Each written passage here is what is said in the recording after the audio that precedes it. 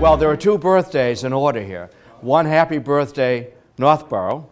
And also, in case you missed it, last Saturday, September 17th, was the anniversary, the 229th anniversary, the birthday of the signing of the Constitution. And you still have plenty of time to get a congratulations card out to John and Abigail Adams. They were married on October 25th and 1764 or something, but mail the card to the Adams estate in Quincy. And I know that they'll be happy to put it up for you.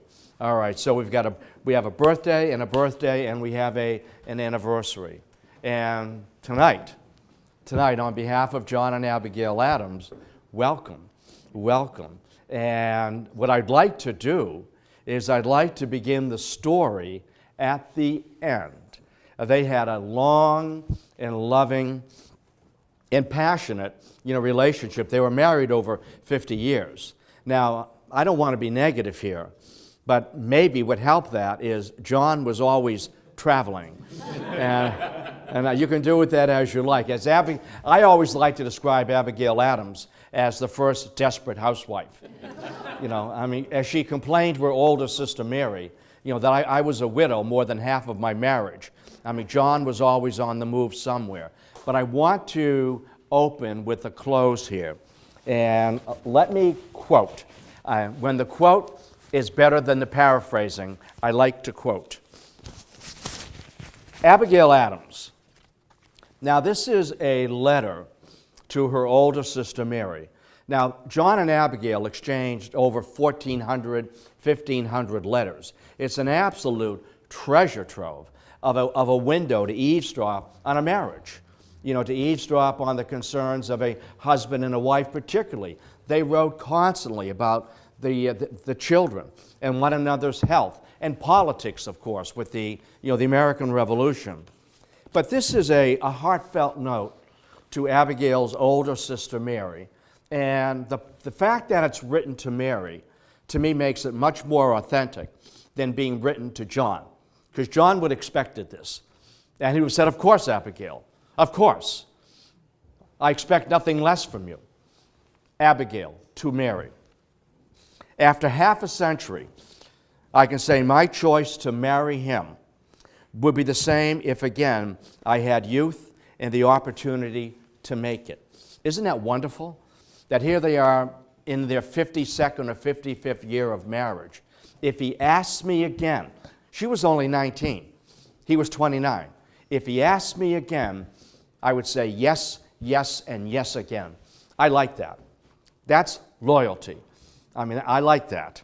And for John, I like this even better. This is a guy thing. Gentlemen, listen. All right, this is a guy thing. Abigail's writing to John, again, their voluminous correspondence.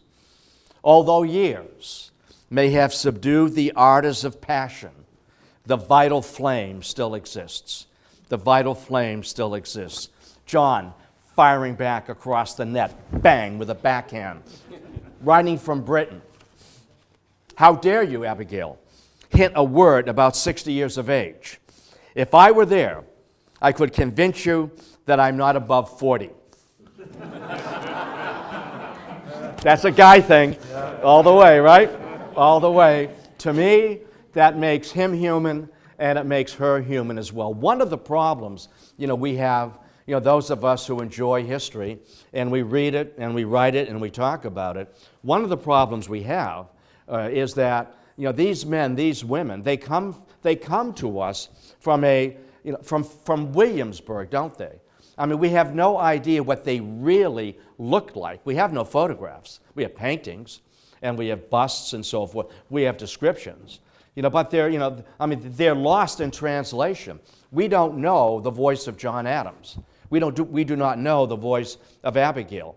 All 5 foot of her. Where did she go? She left. She would have fit in that carriage. Remember the comment about the small carriage? The stagecoach, rather? John was 5'4", which was the average height for the time. So they both would have fit very nicely in that stagecoach. And Abigail, as I said, all five foot of her. that she loved it, enjoyed it. John would see her, and he would say, Abigail, you are saucy. You are saucy. Oh, really, John? Saucy. All 5 foot of her. You are a saucy woman. And Abigail always remembered the advice of her grandmother. And I'm going to come back and fill this in a moment. You know, that her grandmother, who was one of her teachers, both in terms of being a young lady and also in terms of reading, writing, and arithmetic, you know, that her grandmother, and oftentimes this will come not from your mother, but from your grandmother, one step removed. And Abigail, wild colts make the best wives. Don't let a man put that saddle on you too quickly. Wild colts make the best wives. And saucy. And John, when he would write to her and correspond while they were courting, it's all about courting, he would tell her, you are a constant feast. You are Miss Adorable. And I can see Abigail. I know what he's after, right?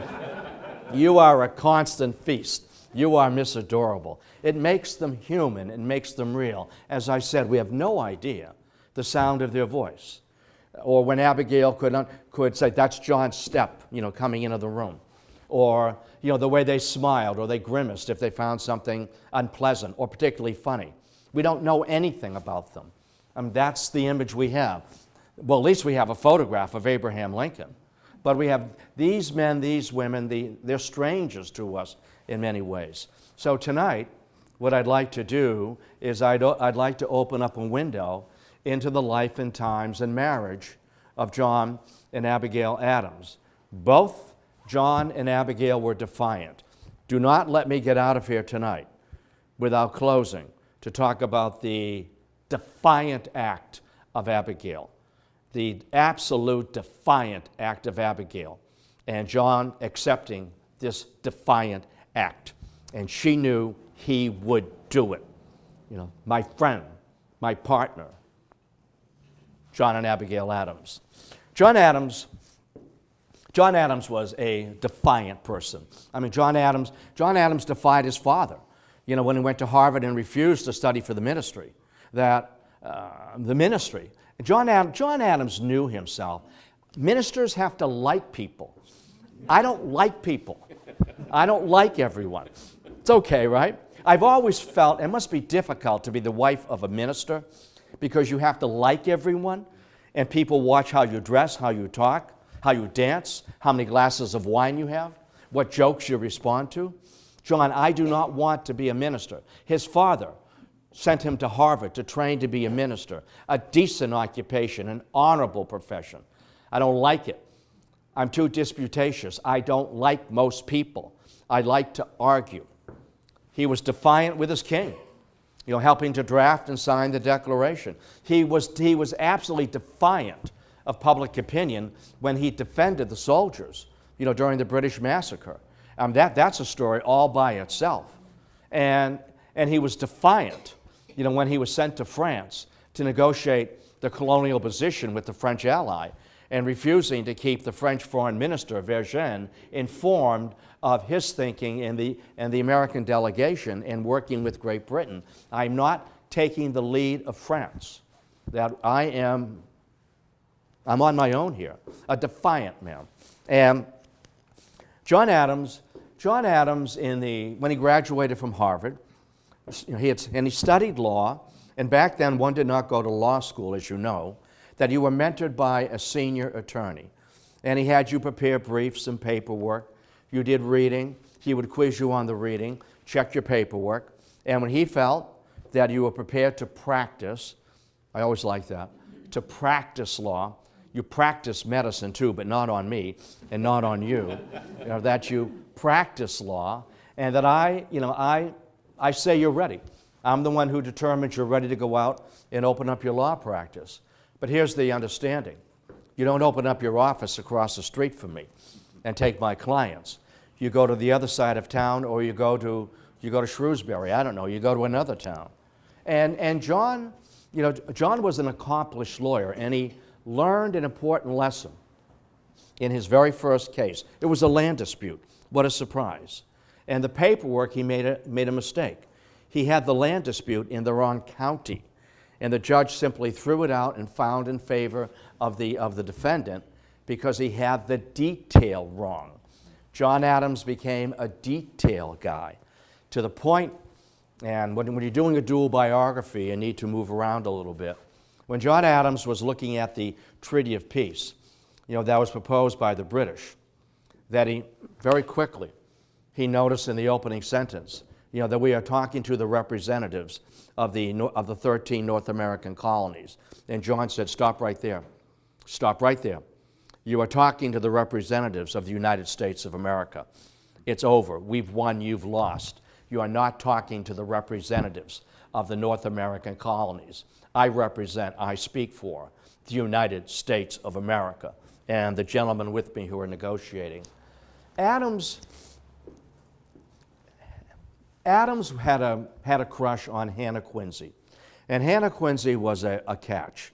And there were a lot of men who were pursuing Hannah Quincy. And Quincy was, as you know, a very prominent name, in southeastern Massachusetts. And he had been courting her. And one fine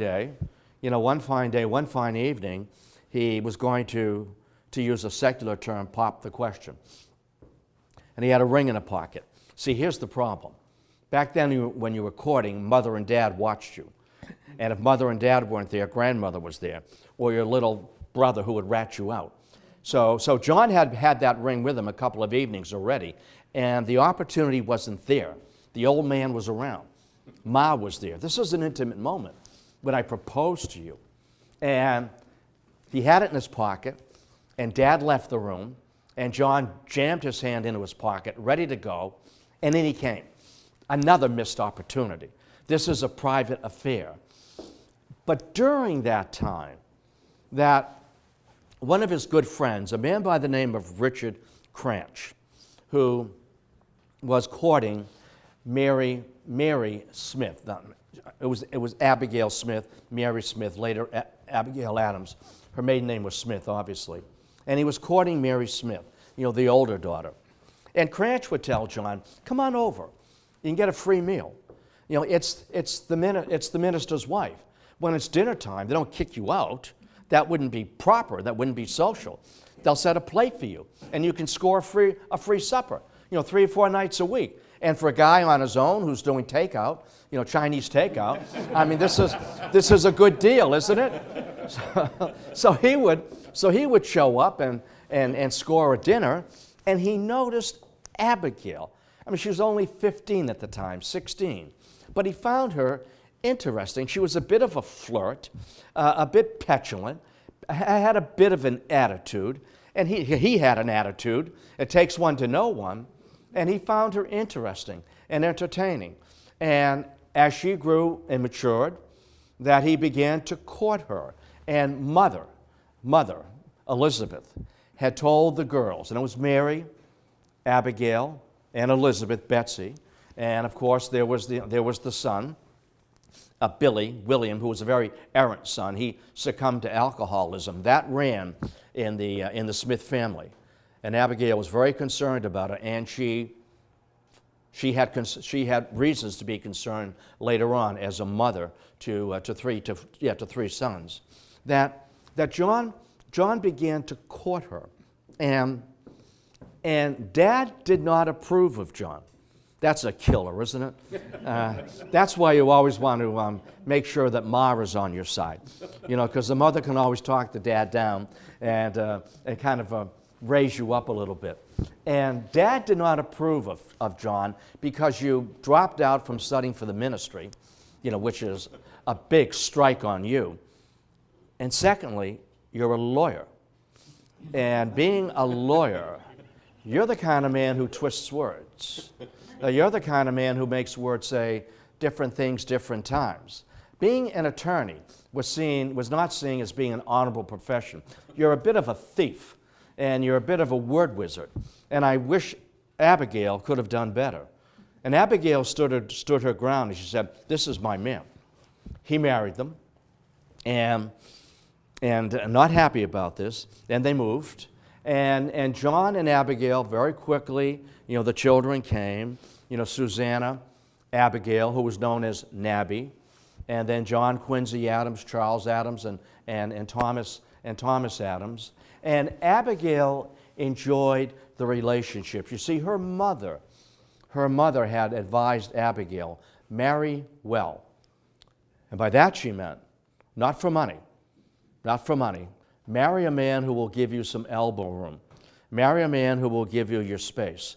Marry a man who will accept you as a social equal. Remember, back then it was called the law of coverture. A woman existed in the shadow of her husband. He was responsible for her moral life, her spiritual life, her physical life. He was responsible for her, for her behavior. And he pretty much ran the show. And technically on paper, you didn't own much. You might have the shoes on your feet, the bonnet on your head, and so forth. But really, I own things. You don't own them. And they belong to me.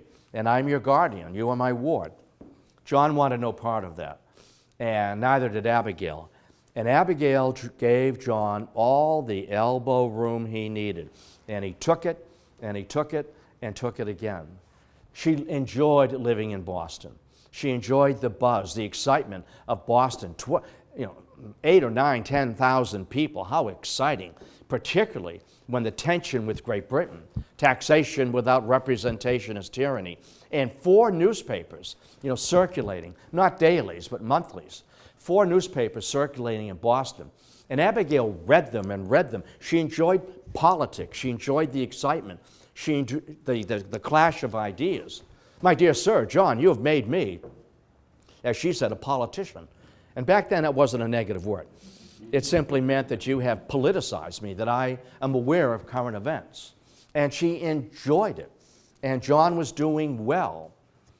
And then the war came. The war came and events, the Boston Massacre, the Boston Tea Party, the First and Second Continental Congress, and John Adams, representing the interests of Massachusetts at that Second Continental Congress, and with him in that coach, as that coach rattled 300 miles to Philadelphia, John Hancock, Samuel Adams, Elbridge Gerry, and John Adams. He was the senior guy, talking the guys up. When we get to Philadelphia, button your lip. We have a reputation here for being hotheads, absolute hotheads, that we have a chip on our shoulder. We have a 2x4 on our shoulder. Tarring and feathering, the Boston Massacre, the Boston Tea Party, the taxation without representation is tyranny, getting the last royal governor fired, and now the military, soon occupation by the British. We have a reputation. But I am going to support a motion. I won't make the motion. I'm going to have a fellow Virginian make that motion to draft a Declaration of Independence. I can't write it. Boy, did he. But my good friend, Thomas Jefferson, will write it. Adams had met Jefferson. He liked Jefferson. People liked Jefferson. He was the youngest man there at 32. And John Adams was 10 years his senior. But he liked Thomas Jefferson. I can coach him up. And when it came time to, this is a 15-week course. Just this. When it came time to draft the Declaration of Independence, and the committee was formed, John Adams asked that he be the man who made the motion, Henry Lighthorse Harry Lee, a Virginian. When he made the motion to form a drafting committee, he told Mr. Lee, when you make that motion, and only you can make that motion, if I make that motion, will be voted down. When you make that motion, will you also make a motion that I be on that committee? I want to be there. And Thomas Jefferson, he's such a wonderful writer. Years later, John Adams was the first Rodney Dangerfield. I get no respect. And he was so vain, so pompous, and he felt that people ignored him and all the hard work he had done. And he said, damn, I asked Thomas Jefferson to write it. I wish I had. That in and of itself would have immortalized him. But he did not. Jefferson wrote it. Adams made some suggestions, as did Benjamin Franklin. It was proposed. It was voted on. And by the way, don't tell Keith Lockhart. Don't spoil it for him. The Declaration of Independence was voted on and accepted on July 2nd, not July 4th. On July 4th, they voted on the corrections. You see, when Jefferson presented, when the committee presented the Declaration, on July 3rd, the Second Continental Congress got out their red grading pen. All teachers have a red grading pen. That's blue, but I can still grade in blue. And they made corrections on July 3rd. They made 86 corrections. They reduced the document by 25%. On July 4th, they voted on the corrections. So, and to prove this, and you can check this, on July 2nd, John Adams wrote a letter to Abigail from Philadelphia. And he told Abigail, my dear friend, my good friend, today, we voted on the independency, and it will be remembered forever with bonfires and parades and celebrations. We did it, Abigail. We did it. We voted on July 2. You can read the letter. And in a few weeks later, 10 days later, a few weeks later, Abigail Adams is in downtown Crossing, and she's standing on Congress Street. And out on the balcony, the old State House, the very citadel of British control in the Mass Bay Colony, it's still there. It's a beautiful building, isn't it? On that balcony strode a member of the Massachusetts legislature, and he read the Declaration of Independence. Now, Abigail is standing there with her children. And whenever I'm there, and I know it's all been reconfigured and repaved and all of that, but I have an active imagination. I mean, I can be most anywhere my mind can transport me. And I stand there, not in the traffic. You know, that's why they have that pedestrian walk, you see. So people looking at the site of the Boston Massacre don't stand there and get run over by a bus, all right? You know, a little place to stand. And I wonder where she was standing and listening. And I know Abigail, listening, these are John's words. He's been saying this for years. This is John. He's a traitor. Lèse majesté. He's committed treason. I'm married to a traitor. And as Abigail said, that I will accept that. You know, I'd rather live one day as a free woman than spend the rest of my life as a subject, a slave to the British Empire and the tyranny of George III and the members of Parliament.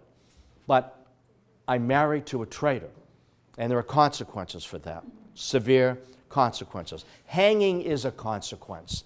There's no way to put a nice face on being hanged, all right? It's a consequence. And your property destroyed. And, you know, I mean, these men who signed the Declaration of Independence, I mean, they weren't kids. You know, they're not 18 or 19. I mean, these are middle-aged men. These men are in their 40s, their mid-50s. Men of business, men of trade, men of banking, men of commerce. And we're committing treason. These are men with receding hairlines and expanding waistlines. I just described myself. I mean, there are consequences here. And Abigail, where will this go? John's 300 miles away. He's left her in a war zone with the children. And she writes him a letter. Dear friend, she would use that, dear friend. John, what should I do? What should I do if the soldiers come and begin thumping on the door with the butt of their muskets? You know, bang, bang, bang, boom, boom, boom. Mrs. Adams, open up. It's the king's soldiers. Mrs. Adams, open up. What should I do, John? He's 300 miles away. And he writes back to her, and he said, take the children and run into the woods. Now, she must have thought, this is the best you can do?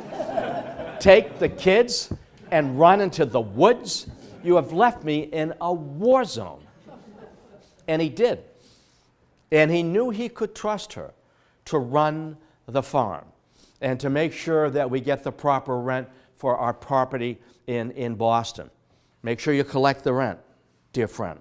And make sure you do not overpay for the help, you know, to run the farm. I'm not there, and you're in charge. You know, she would write to him about your farm, your farm, your farm, and then one fine day she dropped the Y, and it became our farm.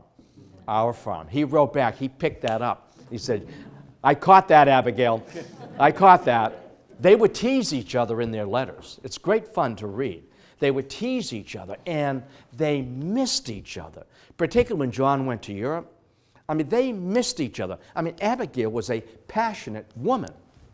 And we don't think of that today, do we? There are 2 statues. That's about it. They were married as statues. They made children as statues.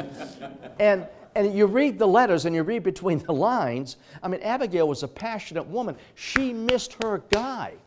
She missed his voice, his touch, his fragrance, his hand. She missed him. And he missed her. And we don't think of it in those terms. They're lost in translation. Every time John came back, Abigail woke up pregnant. And I want to save something toward the very end for that as well. So John has left Abigail in a war zone. You're running the place. Don't overpay for the help. Make sure you collect the rent. And Abigail, make certain when you put the bull out to be studded, because there's a fee for that, make sure the bull does its job. Now, can't you see Abigail leaning on the fence saying, come on, you keep wandering around. You're there, she's there. Take care of business. I could do a Saturday Night Live routine on that. I could. And when the field gets manured, Abigail, bring the wagon, have the men, and you be with them, bring the wagon down to the beach in Quincy, and make sure, and he gave her the if you will, the recipe, the right combination of seaweed and mud marsh and sand and manure, and blend it nicely, rake it in, fold it in nicely, and spread it. Make sure it gets done. You're in charge. Yes, dear. It is our farm, no longer your farm. Smallpox was always a problem in colonial America. And the outbreaks of smallpox would, roll through New York and Paterson, New Jersey, and Boston. And there was an outbreak of smallpox. And Abigail wrote to John, our new doctor, Joseph Warren, her physician as a young girl was with Cotton Tufts Medical School. And he was her physician, and Abigail was always getting sick. Mother worried about her, mother worried about the daughters, and, death was everywhere. The average lifespan was 43. So half died below 43 and above the age of 43. And Abigail chafed under the micromanaging of her mother. And she barely had much schooling. She always resented that because she was getting sick, but she read in her dad's library. And her grandmother taught her. And Cranch, Richard Cranch, he had subscriptions to these naughty novels that came from Great Britain. And when he read them, he would give them to Abigail. And Abigail would go up in the bedroom, and I think with a flashlight, by candlelight, she would read these naughty novels. That's Abigail. Abigail Adams. You're a saucy woman, Abigail. You're a saucy woman, and you are a constant feast. I got your number, John. I got your number. Keep your distance. Every time you come near me, every time you brush up against me, I'm expecting again. So John, John represented the interests of the Second, Continental Congress, and then he's dispatched to France, isn't he? And Abigail is just so crestfallen by that. I don't have a chance to use that word that often. That many of the men had done their tour of duty, if you will, and now turned it over to someone else. But John wanted the attention. He was vain. He was ambitious. He wanted to be recognized. He told Abigail one time, Abigail, picture this. Picture this, Abigail. Picture a very still mill pond. You with me, Abigail? I'm with you, John. Okay, I got you. All right. Picture a very, very still mill pond. And there's an enormous rock that's dropped right in the center of that mill pond. And that rock is my name. And those waves ripple out to the shoreline. And they gather themselves and ripple back in. That's how I want my name to ripple across the Western world. John Esquire. John Adams, Esquire. Revolutionary. John Adams, minister to France. Minister to Great Britain. John Adams, the first vice president. John Adams, the second vice president. And he knew he could trust Abigail with this. We don't think about this happening. We have a name, we have a word for it today. It's called Alzheimer's. They knew Alzheimer's. They called it dementia. And John Adams was so concerned about that because his cousin, Samuel Adams, as governor of Massachusetts, once John Hancock retired, Samuel Adams began to suffer galloping dementia, and it came quickly. And Samuel Adams would be addressing the legislature, and he would completely forget where he was, who he was, what he was talking about, who he was talking about, and it was awkward. And it's the elephant in the room that you don't notice. You know, it's a conversation you don't have at Thanksgiving because all it does is start a fight at the house, right? You tiptoe around that elephant. And Adams, Abigail, this is how he phrased it to her. Abigail, when I begin dying at the top, hide me, hide me. I want people to remember John Adams, co-author of the Declaration, second vice president, president of the United States. And that's hide me, Abigail. He never suffered from that, and nor did Abigail.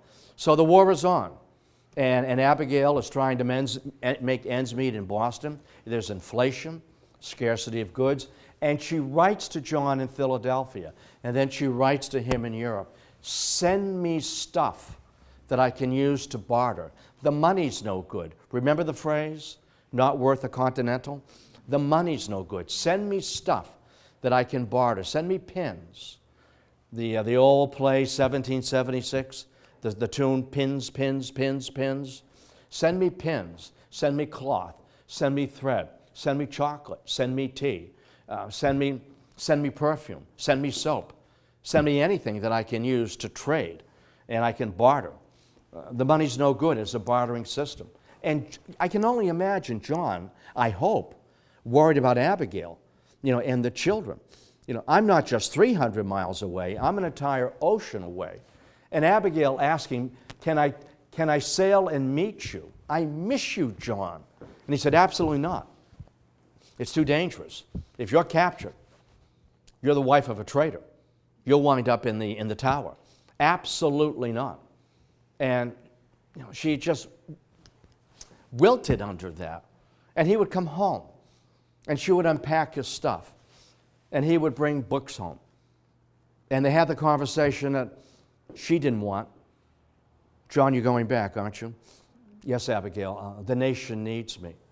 And Abigail, knowing that so many other women had conversations with their men, you've done your part. It's someone else's turn. Abigail, I have to go. Only I can do it. And it was wrenching to pack his stuff and see him off in the carriage. And I may never see him again. I mean, that's a dangerous 6-week, 7-week voyage. If that ship were captured, John would be hanged on the spot, right from the mast. She knew that. He knew that. He took the children. He took John Quincy with him. They were gone for months. He was gone with John Quincy for a period of about 6.5 years. And when John Quincy Adams had left, he was a child. And when he comes back, he's a man beginning to sport a beard with his voice cracking. That's tough on a mother. The last time I saw my lad, he was a child, and now he's a man, and his voice has cracked, and he's beginning to develop a beard. What is this? And all she did was give and give and give.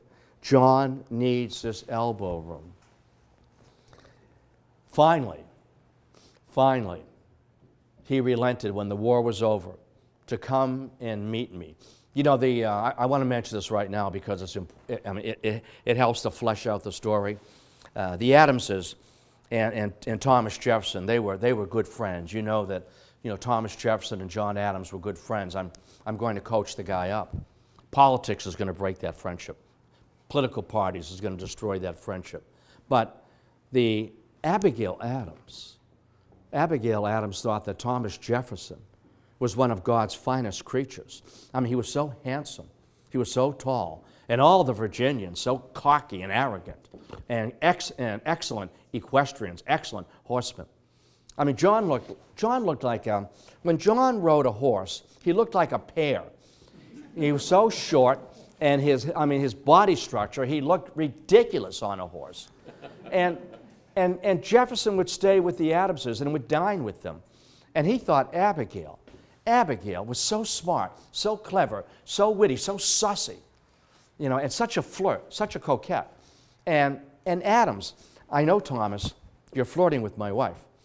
You're flirting with my wife. That's okay, I like her too. You're my friend.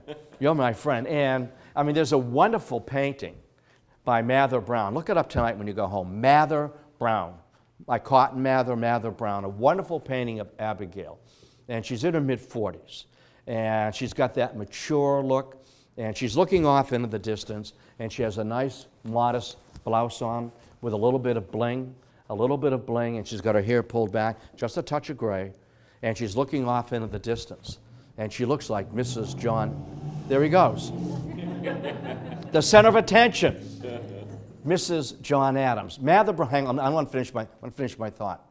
Mather Brown was a rather well-known portrait painter. John Adams had a portrait of himself done and gifted it to Thomas Jefferson. Men don't do that today. Thomas Jefferson was so moved by that gesture of friendship and affection. He contracted with Mather Brown to a portrait of him so that he could gift it to John Adams. That's how tight they were. The children called him Uncle Thomas. And then politics came, and parties, and division.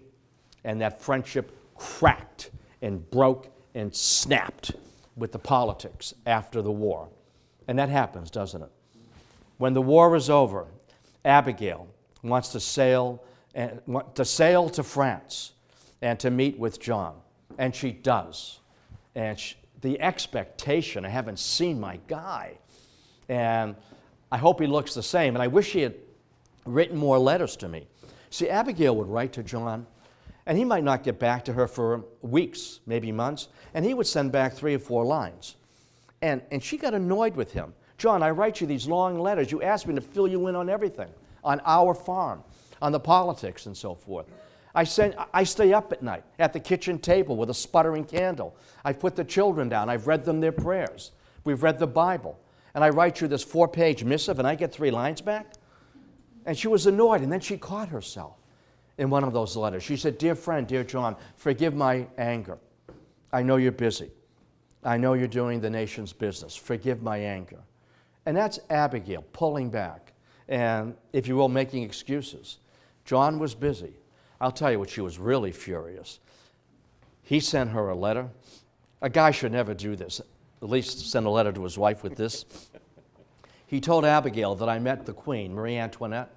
She's the most beautiful woman I've ever met. You don't write that to your wife.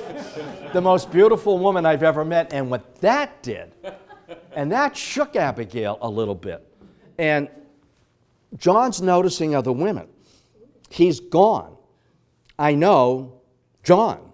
And I'm wondering, nothing ever happened. But you can see how she might think, I know my guy. He's physical. And he's noticing the Queen. So maybe he's noticing other women as well. How would I know? He's 3,000 miles away. His roommate, Benjamin Franklin's going to rat him out? Are you kidding me?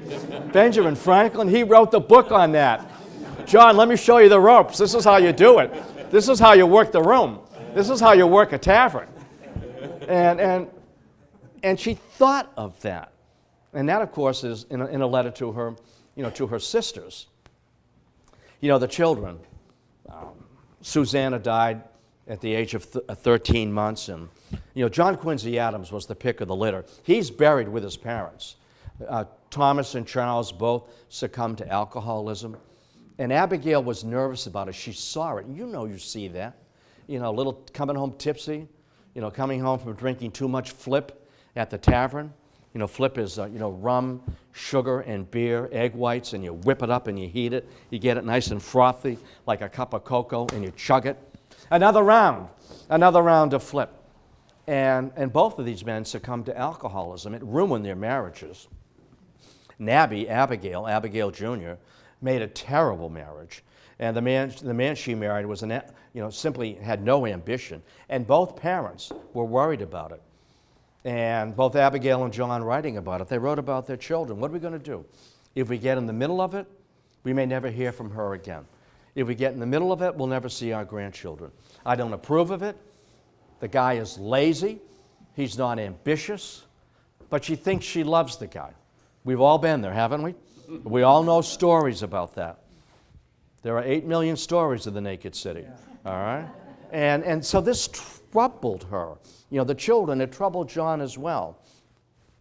But she meets him in Paris. And she is absolutely stricken and awestruck by the beauty of Paris and these old buildings and the history.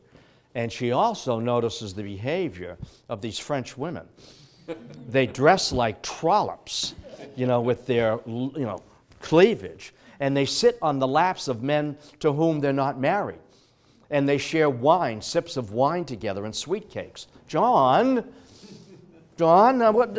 No, Abigail, no. I've been true to my school. When she went to England, see, Abigail enjoyed the theater. You know, if you read Abigail couldn't spell for a lick, and she never learned how to spell. And one of her grandsons edited all of her. Well, we have the originals, but edited some of the letters because to make it look like she could spell. She couldn't spell. She spelled the same word 8 or 9 different times in a paragraph and wandered all over the place. But I like that because that stream of consciousness. That's how you think. That's how your mind roams. We got to clean this up. And Abigail, and you know, Abigail writing to John, she took a pen name. Speaking of writing, she took the pen name Portia. Now you may not remember Portia. Portia was the wife of Brutus. Brutus, who slew the tyrant Caesar. So in a metaphorical way, my husband is slaying the tyrant George III. I am Portia. I am Portia. You got to love that. That never gets in the history books. And she signed it Portia, so in case the letter was intercepted, the British would not say, this is Abigail Adams. Let's see if there's any intelligence in here that we can use. They met in Paris. They traveled to, oh, by the way, Abigail bought furniture. Very austere, but she bought furniture. She bought some bling. She bought some china. This is the real deal, John. Wow. I'd never been more than 30 miles away from Boston. Look at this. I mean, it was an eye-opener. I mean, she was a parochial young lady, as most of them were. I mean, the only time a woman's name should appear in public is in her obituary. I mean, and that was Abigail. But I've seen the world, and now to England, minister to England, and the home, the chateau we have, and the costs, England, and to buy clothes, and to buy jewelry, and to see Shakespeare. She had read Shakespeare, but to see Shakespeare performed on in real time, whoa. What concerned her is she was worried about the Othello and the sooty Moor. I mean, she was a bit of a prude about a white guy, you know, chasing a black guy with a white woman. I mean, that was a little too much for her in Othello. But the rest of it is terrific. And when they return to the United States, that as the ship approached Boston Harbor, treacherous with all the harbor islands, watch the time for me, okay? I know some of you have to go to work in the morning. I don't. I'm one of these guys who loves what he does. I can't wait for Monday morning to come, you know. I get paid for doing what I like to do. So, the ship arrives at the outskirts of Boston Harbor, and the harbor master comes in to inform the governor, Governor John Hancock, the Adams ship has arrived. And John Hancock always wanted to suck up to John Adams because he's my ticket to ride to a federal position.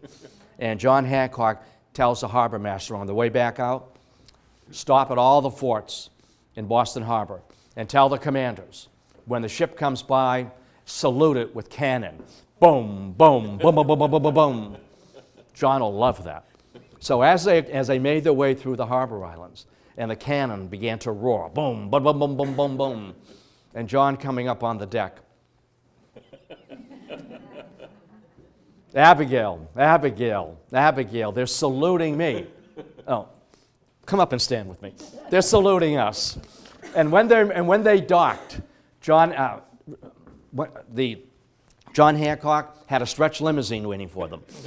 It was a wonderful carriage, and to go around Boston and the common, if you will, and people cheering and shouting. For the first time in his life, John Adams was popular. Abigail, people like me. I don't like them, but they like me. People are cheering, Mr. Adams, Mr. Adams, hurrah, huzzah for Mr. Adams. You ought to run for the governorship. You ought to be the first Supreme Court Chief Justice. And returning to Quincy, whew, after all of this, whew, even Abigail, is there nothing more?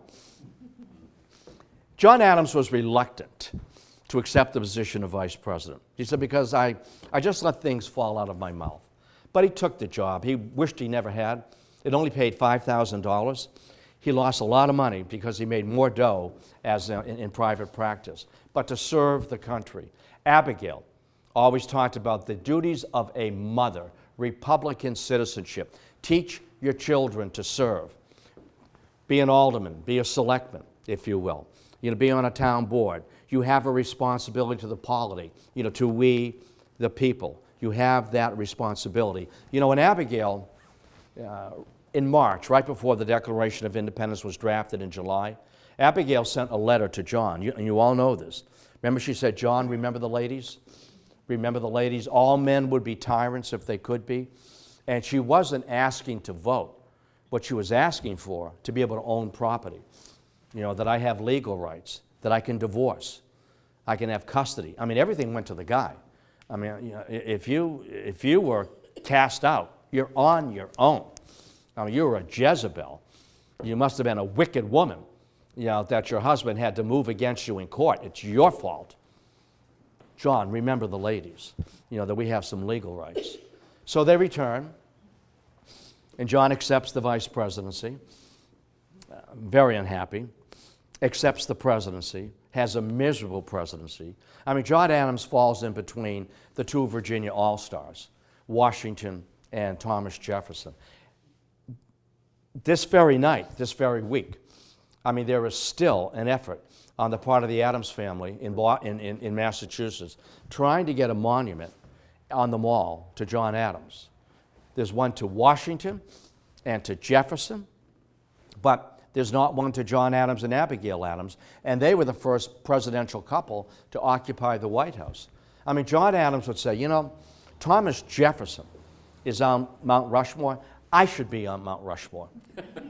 That's another whole story. That's a great story. The Mount Rushmore story, that's a great story about how all that came about. Jefferson's there. I should be there. I should have written that declaration. I turned it over to him, and it has made him immortal. That's the only thing he ever did. And the Declaration is pitch perfect, isn't it? It's meant to be read aloud. It's pitch perfect. When they retire, and John has a failed presidency, it's a nasty presidency, Jefferson makes it ruinous for him. And they retire. John Adams is bitter in retirement as to the obstructionism of Jefferson and Madison. I made that guy. He's a made man. I made him. I vouched for him. And now he's become my political enemy. And they'll resolve that years later, but not until Abigail dies. She remembers. And in October of 1818, Abigail contracts typhoid, and then she has a series of strokes, and she's unconscious. And John, I'm sure John, John's in his mid-80s, and remembering all the times that he had left her when she was a young, vibrant woman, with these young children, and learning that one of the last times he was home, the last time, she was expecting again, and maybe she hoped he would stay home. When she said, John, another child, maybe that would anchor him. And then she no longer felt the baby move. And I'm not going to tell John, because if I tell him, he'll stay. And I know he needs to go.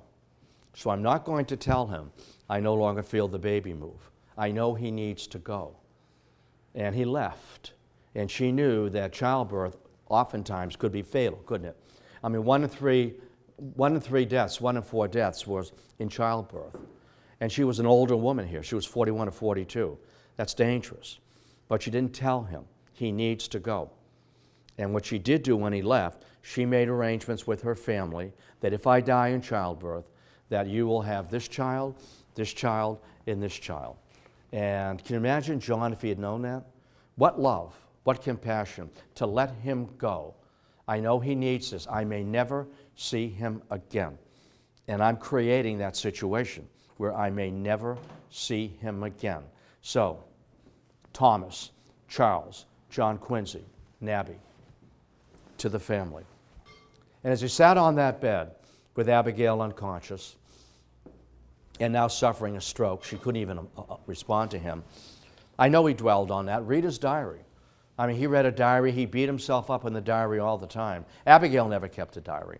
She just wrote letters, and she always said, my pen is stronger than my tongue. She wrote letters. And John's sitting on the edge of the bed, and I'll close with this. As he writes in his diary, Abigail, let go. Let go. You're 74 years old. Let go. Let go. It's okay. Let go. I'm here. I'm here now. Let go. And we've all been there. You're holding someone's hand and you're talking to them and you hope maybe they hear you. You might get a squeeze back. Abigail, let go. It's okay. I'll be with you soon. Let go. And then he asked Dr. Franklin, with whom he always disagreed. Dr. Franklin, he opened up the window. Would you send a lightning bolt to carry Abigail away? Now, you tell that to students. They say, wow, what? He wants his wife struck by lightning? You don't get it. Dr. Franklin, take her. And Abigail died. Abigail died in October of 1818. John was an old man. Now, John was in his mid-80s, early 80s, suffering terribly from arthritis, from rheumatism. I mean, he could walk with a cane. He could no longer climb those mountains, the stairs. And the custom was that when the wagon carried the casket to the cemetery, maybe half a mile away, a quarter of a mile away, maybe next door, everybody walked behind the casket, the wagon. We do that today, except we take our cars and ride behind the hearse. It's the same concept, very same concept. And they brought a carriage up for John because he could barely walk. He said, I'm walking as the last tribute of love to my wife. I'm walking with my two oaken canes, and I'm going to struggle, and I'm going to walk behind that. I'm going to walk behind that wagon, my last act of loyalty and love to my beloved Abigail. I will walk. And he did. And he'll join her a few years later, right? He'll join her on July 4th, 1826. Thomas Jefferson dies on that very same day. Even Hollywood could not make that up, that ending. That the two last men, the two giants, the last two standing, died on the very same day, and they had reconciled.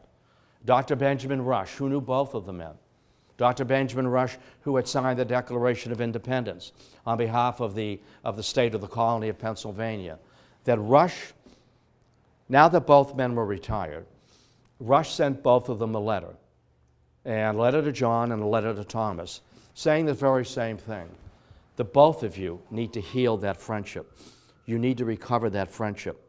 The two of you, you were present at creation. You are the last two standing. You were there. Mr. Adams, you were the Atlas of Independence. You were the voice. Mr. Jefferson, you were the pen. The great Washington, the sword of independence is past. But you are the last two standing. You must reconcile. And they did. They never met. They never met for dinner at the Union Oyster House. But they reconciled through letters. And you read their letters, and they're sweet, and they're warm, and they're inquisitive. They exchanged 155 letters. And for every 4 that John wrote, Jefferson wrote 1. Jefferson had a great deal of correspondence. And in those letters, they talked to each other. And I'll close here. In those letters, they talked to each other. And they wanted us to listen. They wanted us to eavesdrop. John, Mr. Jefferson, what did you really think of Alexander Hamilton? Jefferson, writing back to Adams, how did parties ever get started? How did it start? It destroyed our friendship. Adams, writing back to Jefferson. What did we aim at in 1776? What were the objectives? What did we aim at? Have we fallen short? Jefferson, writing back to Adams. Mr. Adams, you were right about the French Revolution. That it was not an imitation of ours. It was a bloody, bloody, bloody revolution that completely overflowed its channels. You were right that our revolution was a one-in-a-lifetime revolution at this time with these people in this place, never to be duplicated again. You were right, Mr. Adams, and I was wrong. He loved that letter. I'm sure he put that right up on the refrigerator. Right? Now, there's that letter I've been waiting for from Thomas Jefferson. I was right and you were wrong. Jefferson. Adams, rather, writing back to Jefferson. Will they remember us? Mr. Jefferson, will they remember us? Will they name mountains after us, towns and streets, cities, rivers? Will they remember us? Jefferson to Adams. Mr. Jefferson, I no longer read the newspapers. Politics is so difficult and divisive and partisan. I read the ancients now. I read Marcus Aurelius. I read Cicero. I read Cato. I read the pagans. Nothing wrong with that. All right? I read the pagans. And John Adams, writing back to Jefferson. Mr. Jefferson, I too no longer read the newspapers. I read the ancients, but I read them in the original. And there's Thomas Jefferson. I've got to trump this Adams, I've got to trump Jefferson. And I can see Jefferson reading the letter. I too, Mr. Jefferson, read the ancients, but I read them in the original. And I can see Jefferson, can't you? He's still the same old guy, right? He's still the same old guy. It's like when you go to a reunion, it's your 30th or 40th reunion, and that kid who was a jerk in the third grade is a jerk at 50. He's still the same jerk, isn't he? And that young girl who was a jerk and full of herself is still a jerk and full of herself at 60. Can't you see Jefferson? He's still the same old guy, but I love him. And as I said, they both died on the 4th of July, and the nation caught its breath. It gasped. What does this mean? What does this mean? We indeed are the new Israel, the new Jerusalem. We are a city on a hill. We American exceptionalism. That this is a new world and a new beginning. Indeed, to treasure the memory. You can visit Adams. Take you an hour to get there. Go down to downtown Quincy. He's buried in the crypt. He's there, and Abigail and John Quincy Adams and John Quincy Adams' wife, Catherine Johnson, who never got along with Abigail. Abigail wanted to have more of a role with the grandchildren, and Catherine Johnson found that she was being meddling. Your mother's meddling. She had such trouble with her children. Maybe I can catch my breath with my grandchildren. Your mother is meddling. And Mr. Jefferson, Monticello's a great take. Great take. And Jefferson, his headstone, he wrote his epitaph. Now, the secretaries have written my epitaph. I said, well, what is it? I always said, what is it? Years ago, Dr. Hylander, we've written your epitaph. Oh, really? What is it? And the epitaph is, he was just here. I love it. He was just here. Where is this guy? You can never find him. He's a shadow. The epitaph, Thomas Jefferson, what he wanted to be remembered for? Nothing about his presidency. 3 things, 3 items. Declaration of Independence, political freedom. As governor, the edict of religious toleration, religious freedom. You do not have to be an Anglican. You can be anything you want to be. You can be nothing. You can be a pagan if you want to be. It's up to you. It's your call. Jefferson, that the earth belongs to the living. You make your own call. And thirdly, the founder of the University of Virginia, intellectual freedom. He went out there with the sextant. He shot the sight lines of the University of Virginia. He designed the quadrangle. He designed the curriculum. I'll bet you he put together the meal plan. That's Jefferson. Power had no charms for him. Political freedom, religious freedom, intellectual freedom. The earth belongs to the living. That's Jefferson. Freedom. That men were not born with saddles on their backs to be ridden by those booted and spurred. The government that governs least governs best. Get out of the way of people. Leave them alone. And on that note, good night, and good night to Northborough.